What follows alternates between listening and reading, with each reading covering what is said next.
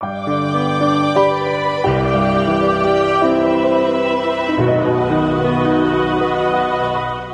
di DPR mungkin juga bisa Prof Edi juga bisa ditanya ya. Saya termasuk yang garis keras ya untuk menolak pasal-pasal tertentu ya, termasuk pasal-pasal yang saat ini ramai di publik ya, terkait dengan misalnya pasal-pasal yang dianggap berpotensi untuk mengancam kebebasan dan demokrasi. Ya.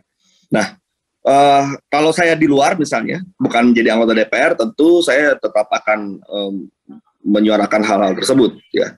Tetapi karena saya di dalam dan menjadi bagian dari proses ini, maka ada hal-hal tertentu yang harus saya lakukan juga, yakni saya harus juga punya kemampuan untuk mencari jalan keluar dari suatu kebuntuan-kebuntuan yang ada. Dari satu perdebatan-perdebatan yang ekstrim antara dua pandangan, kita harus cari jalan keluarnya. Nah, karena itulah maka bagaimanapun suatu proses yang berjalan ini kan harus ada akhirnya. Tidak mungkin kemudian proses yang berjalan yang sudah bertahun-tahun, berpuluh tahun bahkan tidak ada kejelasan di ujungnya seperti apa. Nah, tetap harus ada ujungnya akan seperti apa. Nah, kemudian saya harus katakan bahwa inilah yang paling terbaik yang bisa kita lakukan ya, dalam proses perjuangan untuk meminta agar ada RKUHP yang bisa mengakomodir harapan-harapan masyarakat, yang kita bisa dorong agar dia tidak menjadi KUHP yang drakonian ya, yang membuat demokrasi, kebebasan menjadi terhalangi dan seterusnya. Nah, itu yang kemudian akhirnya dalam rapat terakhir pada tanggal 24 November 2022 kita sepakati, karena memang beberapa hal kita carikan jalan tengahnya. Nah, jadi kata kunci dari proses ini harus saya katakan adalah jalan tengah. Hal-hal yang selama ini menjadi permasalahan di publik, yang mendapat kritikan, kemudian kita coba bawa dalam proses pembahasan, kita coba diskusikan, tapi memang tidak seluruhnya mungkin bisa terakomodir dalam suatu rumusan, ya kita kemudian carikan jalan tengahnya. Jadi ada beberapa kategori ya terkait dengan masukan-masukan publik dalam KUHP yang akhirnya kita setujui. Yang pertama adalah diadopsi seluruhnya, persis seperti sama dengan tuntutan masyarakat, ya, seperti soal istilah makar.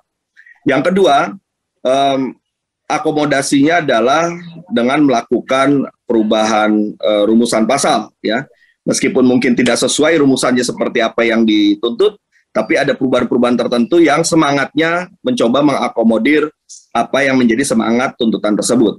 Yang berikutnya adalah dalam bentuk penambahan penjelasan, ya, untuk memberikan batasan-batasan sehingga bisa dianggap bisa menjawab kekhawatiran yang mungkin akan ditimbulkan ketika tidak ada penjelasan-penjelasan ini. Nah, jadi dalam bentuk-bentuk seperti itulah maka upaya-upaya akomodir terhadap masukan dari teman-teman itu dilakukan. Nah, sekarang begini, karena diskusi kita temanya adalah soal demokrasi, saya memang membuat satu klaster ya, klaster yaitu pasal-pasal yang selama ini menjadi kritikan masyarakat, kemudian dianggap berpotensi mengancam kebebasan dan demokrasi. Yang pertama adalah pasal terkait dengan makar. Yang kedua, penghinaan terhadap kekuasaan umum. Yang ketiga, penghinaan terhadap pejabat negara.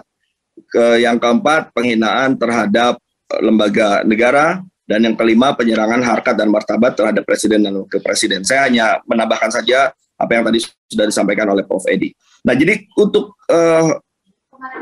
pasal makar, ya, pasal makar ini memang selama ini kan kita punya pengalaman buruk, ya. Pasal makar seringkali dipakai untuk membungkam pihak-pihak yang berseberangan dengan pemerintah, dianggap subversif dan sebagainya. Dan itu tercatat dalam sejarah. Nah, jadi tentu kita tidak ingin mengulang pengalaman buruk tersebut. Dan pertanyaannya, makarnya tetap ada, tapi makarnya harus diartikan tidak seperti pengalaman kita selama ini, di mana makar selalu diartikan secara luas, ya, secara karet, kemudian bisa disalahgunakan dan sebagainya. Nah, di dalam KUHP baru kita ini, makar kembali kepada istilah yang orisinalitasnya, yaitu anslah kalau dalam bahasa Belanda, makar diartikan sebagai serangan secara fisik. Nah, sehingga setelah kita kembalikan dalam arti yang sebenarnya, mudah-mudahan ini kemudian tidak menjadi karet seperti pengalaman kita selama ini. Hanya suatu persiapan untuk melakukan serangan dalam tanda kutip secara fisik pada pemerintah, itu sajalah yang kemudian dianggap sebagai makar. Sehingga kalau misalnya pikiran-pikiran tertentu yang berseberangan dan sebagainya, dengan adanya perubahan ini, maka tidak bisa masuk dalam kategori makar. Yang kedua, penghinaan terhadap kekuasaan umum. Kan banyak nih kritikan-kritikan yang mengatakan, nanti kalau kita nge-tweet tentang polisi, dianggap menghina polisi, kita nge-tweet tentang pejabat negara lainnya misalnya bupati, atau kita mengerti tentang bupati misalnya, dianggap menghina bupati, menghina Satpol PP dan seterusnya, itu bisa dipenjara. Sekarang pasal penghinaan terhadap kekuasaan umum itu sudah dihapuskan, artinya sudah tidak ada lagi. Nah, ini salah satu yang dianggap sebagai kita mengakomodir persis 100% tuntutan masyarakat. Makar kita kembalikan dengan istilah aslinya. Kedua, pasal tentang kekuasaan umum dihapuskan seluruhnya, sehingga tidak ada lagi tuh hal-hal yang dikritik seperti itu. Yang ketiga adalah pasal yang terkait dengan penghinaan terhadap lembaga negara, ya. Pasal penghinaan terhadap lembaga negara ini pasal mandirinya dihapus, ya. Tapi kemudian digabungkan dengan pasal 240, yaitu penghinaan pemerintah pusat. Nah, tapi ketika digabungkan, kita membuat batasan-batasan tertentu, ya. Yang pertama, pasal ini, perbuatan ini merupakan delik aduan. Yang kedua, yang mengadukan itu hanya pimpinan lembaganya saja, jadi hanya terbatas sekali pimpinan lembaganya saja. Saya memberikan contoh dalam berbagai kesempatan, saya memberikan contoh ini, misalnya ada suatu perbuatan yang dianggap menghina lembaga Mahkamah Agung, maka menurut ketentuan pasal ini yang dapat mengadukan perbuatan tersebut hanyalah ketua Mahkamah Agung, ya. Hakim Agung, sementara Hakim Agung, panitera, pejabat MA, polisi dan sebagainya itu tidak bisa membuat aduan untuk perkara ini.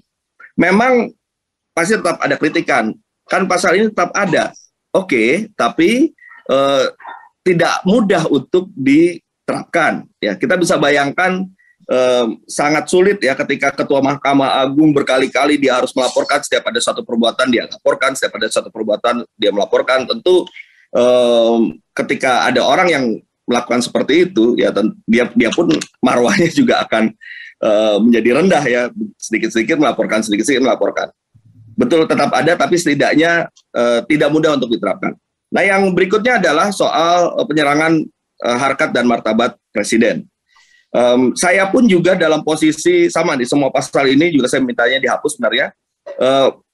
Untuk penyerangan harkat martabat presiden, saya pun dalam posisi yang sangat keras untuk meminta ini dihapus. Kenapa? Ya, saya punya pengalaman panjang membela kasus-kasus penghinaan presiden. Ada sekitar 6-7 perkara yang saya dampingi di pengadilan, ya, dengan penghinaan terhadap presiden pada saat itu. Nah, tapi memang seperti tadi kata Prof. Edi sebelumnya, bahwa di antara guru-guru besar ini tetap ingin mempertahankan, ya, pasal ini dengan berbagai argumentasinya. Nah, kalau kemudian tuntutan saya misalnya yang ingin menghapus, tapi kemudian ditolak, ya, tidak mendapatkan satu kesepakatan untuk menghapus, lantas pilihan berikutnya kan, ya, berarti tetap pada rumusan awal. Nah, karena itu kita coba carikan jalan tengahnya. Jalan tengahnya apa?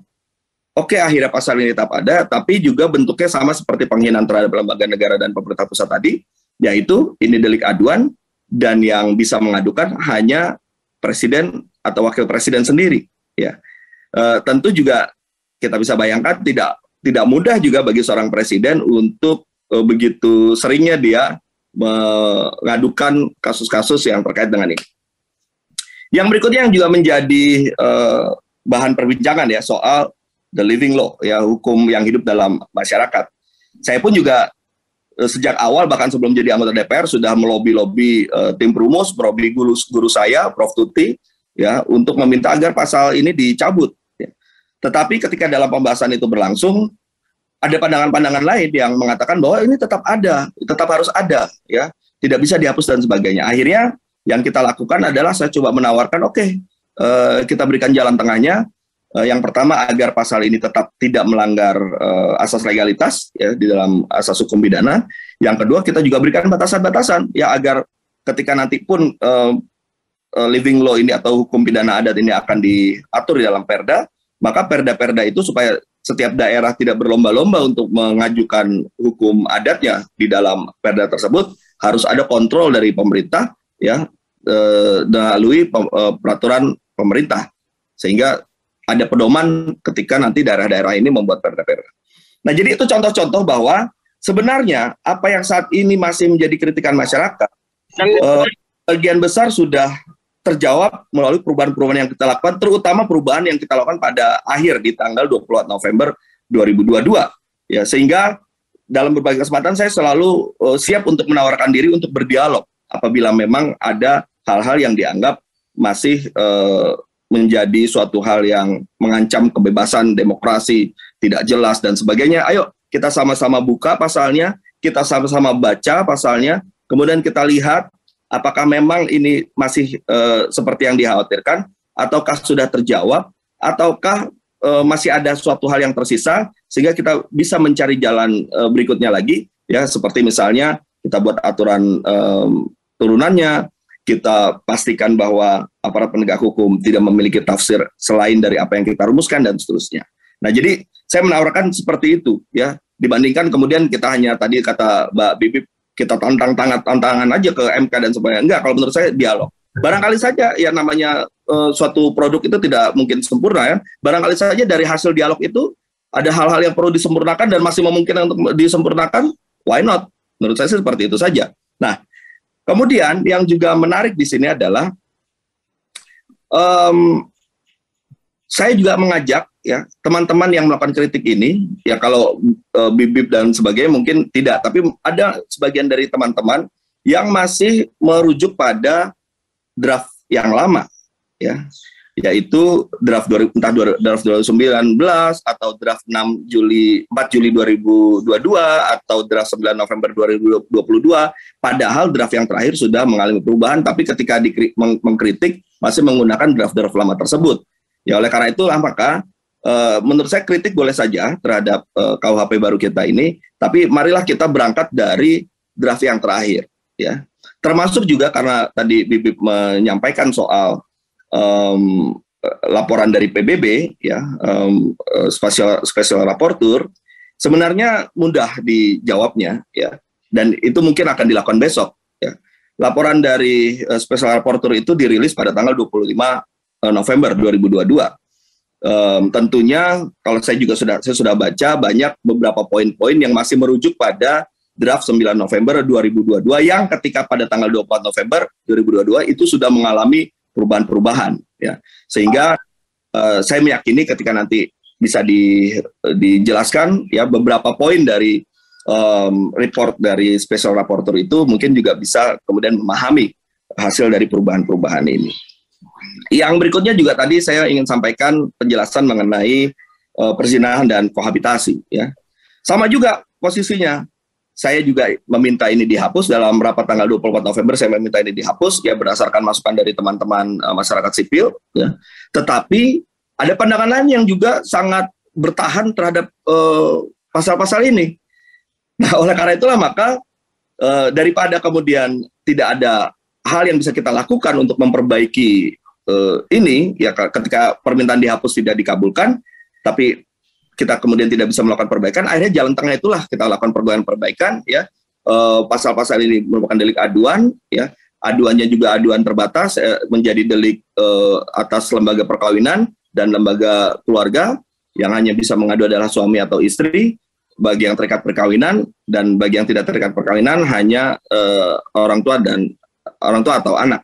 Nah, apabila ini dijelaskan, mudah-mudahan kekhawatiran-kekhawatiran yang timbul di tengah-tengah masyarakat itu bisa kita singkirkan, termasuk juga kita berikan tambahan penjelasan bahwa tidak boleh ada aturan-aturan lain ya di bawah undang-undang yang mengatur di luar dari konsep ini. Sehingga kalau ada kemudian yang mengatakan nanti bisa ada penggerebekan, ada razia, ada persekusi terkait dengan persoalan ini, Ya, ini adalah tugas pemerintah untuk memastikan bahwa aparat penegak hukum juga harus paham persekusi, razia, penggerebekan itu tidak boleh. Justru itulah yang melanggar hukum ya terhadap perbuatan-perbuatan yang termuat di dalam pasal perzinahan dan kohabitasi. Nah, sebagai penutup, bagaimanapun proses pembentukan undang-undang itu merupakan proses politik juga. Di dalam proses politiknya itu juga ada demokrasi politiknya juga. Nah, sehingga ketika kemudian ternyata ada pandangan-pandangan yang berbeda, ya tentu kita tidak bisa hanya mengacu pada satu pandangan saja, kemudian ngotot di situ tanpa kemudian berusaha untuk cari jalan tengah ataupun jalan keluar lainnya. Nah, yang terjadi dalam proses RKUHP dalam kaitannya dengan apakah masyarakat itu telah diakomodir, telah didengarkan, atau telah dibahas, saya ingin katakan bahwa sudah dibahas, sudah diperjuangkan, tapi ada yang kemudian harus kita carikan jalan tengahnya, ya, sebagai suatu usaha untuk mengakomodir dari pikiran-pikiran yang ada yang saling berbeda ini. Ya, mudah-mudahan inilah yang terbaik yang bisa kita lakukan. Tinggal kita nanti lihat bagaimana kita bisa melakukan sosialisasi kepada aparat penegak hukum supaya mereka paham bahwa, nah ini penting nih buat aparat penegak hukum, mudah-mudahan ada di dalam Zoom ini, bahwa dalam hal membaca KUHP baru, kita tidak bisa hanya membaca buku 2-nya saja yang mengatur soal delik, karena ada buku 1 dan buku 2. Kita harus membaca keduanya, buku 1 dan buku 2. Buku 1 itu mengatur tentang asas-asas, ya, yang penuh dengan kebaharuan yang disampaikan oleh Prof. Edi. Yang kalau kita benar-benar memahami buku 1, maka aparat penegak hukum ketika nanti melaksanakan buku 2 dengan pemahaman baru, mudah-mudahan tidak seperti yang dikhawatirkan. Karena KUHP baru ini juga, kalau kita baca buku 1 itu sangat progresif, ya, yang bahkan menurut saya diharapkan bisa mengubah paradigma dan perspektif dari aparat penegak hukum untuk menjadi lebih baik lagi, dan bahkan bisa juga membangun budaya hukum yang baru yang kita sesuaikan dengan prinsip-prinsip yang baru, yaitu pendekatan dengan restoratif, korektif, dan rehabilitatif.